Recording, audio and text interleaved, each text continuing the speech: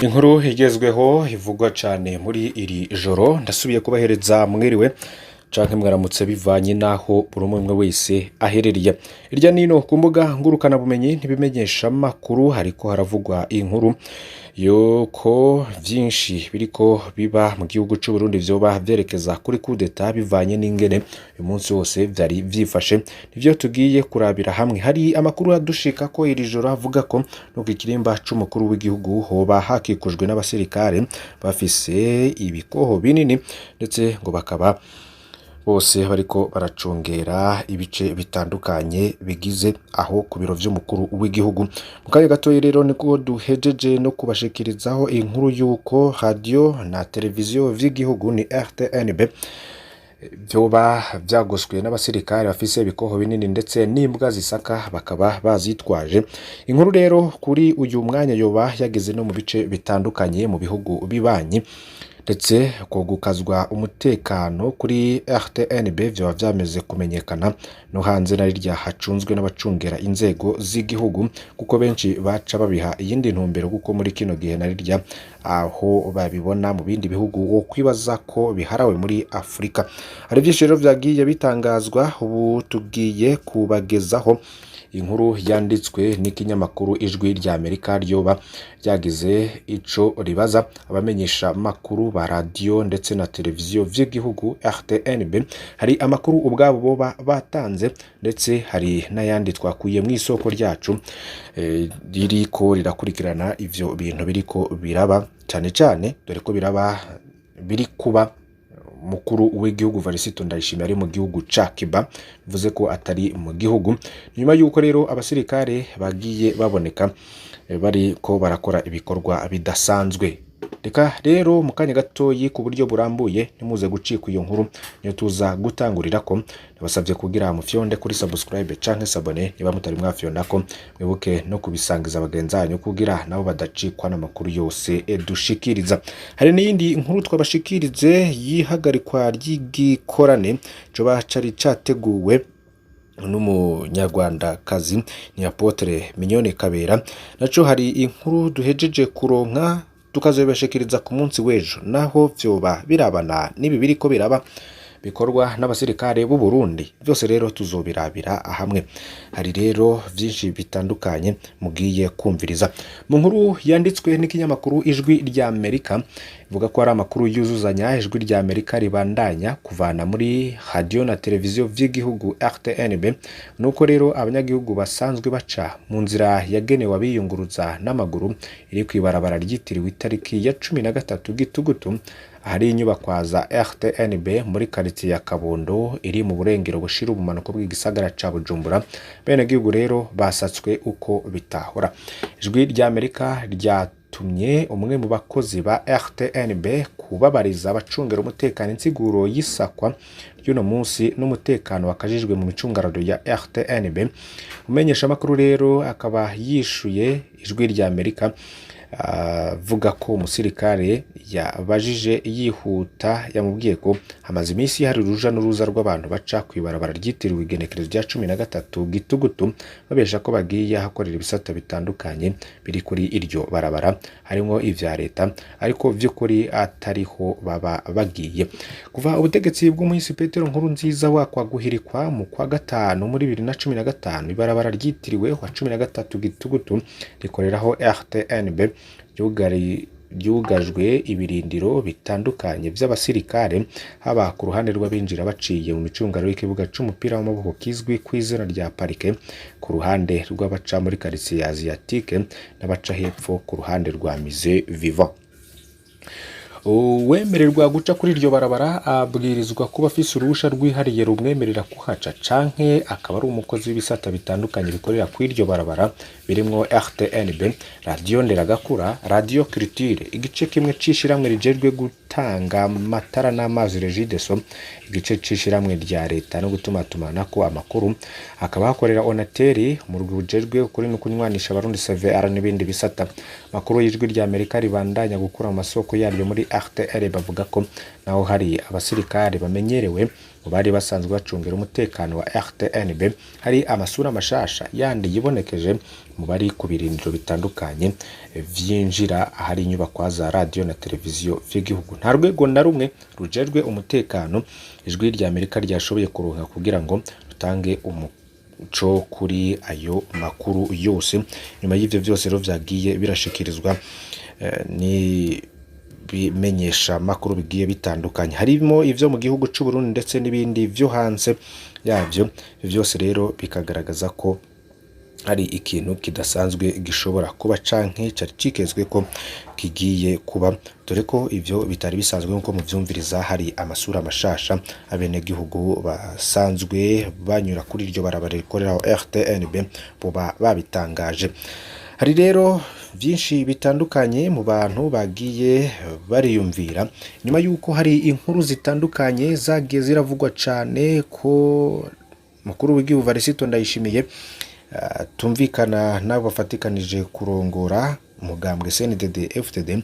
Benshi bakibaza ko ivyo byo babifitaniye isano, ariko muri uyu mwanya ayo makuru ntitwoyemeza. Ni nyuma yuko kandi umukuru w'igihugu Varisito Ndayishimiye minsi heze yashimikiye ku byabiriko biraba muri Afrika y'Uburengero, aho amakudeta yari yabandanije kwibonekeza, ariko wiwe akaba yarabiteye ivyatsi, ndetse mu minsi mikeya iheze akaba yarasubiye kubivuga ubwo hari muri imbonera kure day avuga kuri kudeta ndetse n'abashaka gutembagaza ubutegetsi. Ivyo byose rero abantu bariko babihuzahuza kugira ngo bashake insiguro yavyo, gusa ni nkutuza no kubandajya kubakorera amatohoza yimbitse kugira ngo tumenye ibiriko biraba, dore ko iri joro ibintu bidasanzwe biriko biravugwa cane irya nino kubimenyesha makuru ndetse no kumbuga ngurukana abumenyi. Reka tubandanye tubabwira ko imodoka zibiri zo mu bwoko bwa Probox zuzuye amakarato 49 y'amavuta ahindura uruhu abenshi bita mukorogo fashwe ku muhinga mukuru uyu wa gatanu. Imvoka bari uko ivyo bidandazwa vyari vyinjiye mu gihugu mu buryo bw'amagendo. Mushikiranganje w'intwaro ya hagati iterambere rusange n'umutekano Martin Teretse yishikiye mu Kabezi ahafatiwe ivyo bidandaza yemeza ko ayo mavuta yinjiye aciye ku mupaka wa Gatumba, kandi ko imodoka igira gatatu yarimo yandi mavuta y'amagendo ikironderwa. Mushikiranganje Martin Teretse akemeza kandi ko nyene ayo mavuta yamaze gufatwa akaba agiye gucirwa urubanza rw'ikibiriraho na sentare nkuru ya Kabezi, nkuko rero byoba byamenyesheje. Mu mugambwe CNL uriko ubabazwa n'ihagarikwa ry'akasakisaki rikorerwa zimwe mu ndongozi z'umugambwe. Umugambwe CNL ukababazwa no kubona mu rw'abantu 10 banahagaritswe mu mabanga y'uwo mugambwe babandanya kugira ingendo hagati mu gihugu ku izina ry'uwo mugambwe, mu gihe ibikorwa by'uwo mugambwe byahagaritswe n'ubushikiranganje bw'intwaro yo hagati mu gihugu. Simo Bizimungu n'umunyabanga mukuru w'uwo mugambwe babazwa no kubona indongozi zo mugambwe igize ico ishikiriza kuri izo ngendo ica yahagarikwa agasakisake. Uwo munyamabanga kibaza nimba ubushikiranganje bwahagaritse ibikorwa by'umugambwe kugira barekere urubuga uwo murwi wabo 10 bahoze banari mu biro vy'uyo umugambwe. Hari n'izindi nkuru rero zitandukanye tugire tugaruke ko mu bisata bigiye bitandukanye. Hari byinshi rero bibandanya kwandikwa n'ikinyamakuru SOS Media Burundi ari naco canditse iyo nkuru bwa mbere. Hari rero bivugwa ko abarundi barenga 800 harimo abahuza ari impunzi basavye ubuhungiro muri Republika Iharanira Rusangi ya Kongo mu mezi 2. Hafatiwe rero ku biharuro vy'umurwi w'igihugu jerwe impunzi buvira mu ntara Sud Kivu mu seruko bwa Kongo. Abarundi 8,800 baranditswe mu mezi atarenga 2. Muri bo harimo abahoze ari impunzi bahungutse kuva muri 2021.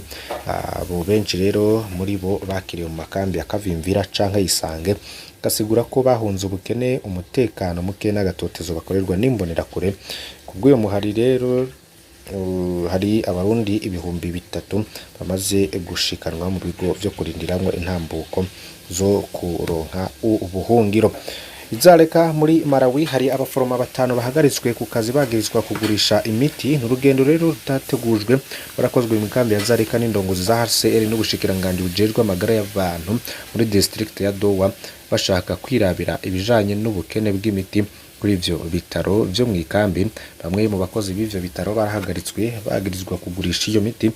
Umurwi rero wari ugizwe n'urongo ibikorwa HCR muri Malawi cyajejwe gukingira impunzi hamwe n'abarongoye ibitaro bikuru vya Dowa. Karere k'ubuvuzi gatwarwamwo ibitaro vya Zareka baragendeye ikigo c'ubuvuzi cikambaho bumvirije ibibazo by'abaserukira impunzi mu nama yo guhanahana ivyumviro ku bibazo byari bitanguye gutera amakenga mu gikambi. Aha rero ubukeneye bukabije bw'imiti bumaze amezi arenga 6. Abaforoma badutegeka kuja kugura imiti twandikiwe mu maduka y'imiti yigenga, indi nta bantu bakirungika kurindi vuriro ngaha, batubwira ko Rusaba itagira igitoro bakadusaba kugura essence. Byose bikaba kandi turi bantaho nikora. Niko rero basiguye hari impunzi zitari munsi ya 5 zapfuye muri bo harimo umukenyezi y'Ubugenze. Byose rero byabaye kubera kutita akazi no kwakira abantu nabi biranga abaforoma. Rero ngo tubasaba ko mwotorira umuti kino kibazo kuko nimwe mwatumye ibi byose biba. Niko rero byashigikiwe cyane n'abaserukira impunzi. HCR n'abaserukira ubuvuzi mu karere ka Dowa ntibaciye irya nino inyuma yaho abakozi babifisemo uruhara babuze insiguro zihagije, timwarananiwe gukora ivyo vyose, none natwe twoba tumerewe nabi. Hari rero uwo murwi uhumuriza aba muri iyo kambi gushika muri Munyonyo ibibazo ngo bikaza vyatoye umuti ububiko bwuzuye imiti n'igisata c'indembe gikora. Munzi rero zigashima ingingo zigasaba sere kubikurikira zikazaba kandi ko ushirwa kirinde vuriro ritoya kuko kambi yaguka n'ingoga. Bwero yubatswe igenewe kwakira abantu 10,000 kambi ya Zareka harurwamo ibihumbi birenga 50 vy'impunzi ziva bihugu vyinshi vya Afrika, harimo n'ibihumbi birenga 11 vya Abarundi. Nizo nkuru rero sari ziriko ziravugwa cyane nkuko twababwiye, turabandanya kubatoreza kuri iyo nkuru ivugwa cyane kuri coup d'etat yoba yamose. Hari ubwoba rero mu bene gihugu batandukanye vuga ko ivyo bintu biriko biraba bidasanzwe. Inkuru rero tubandanya kubakorera kamatoza nkuko mejeje kubivuga, byinshi rero bigiye bitandukanye mukazobikurikira kuri imbonesha kure y'Umuhuza TV. Mugira ijoro ryiza.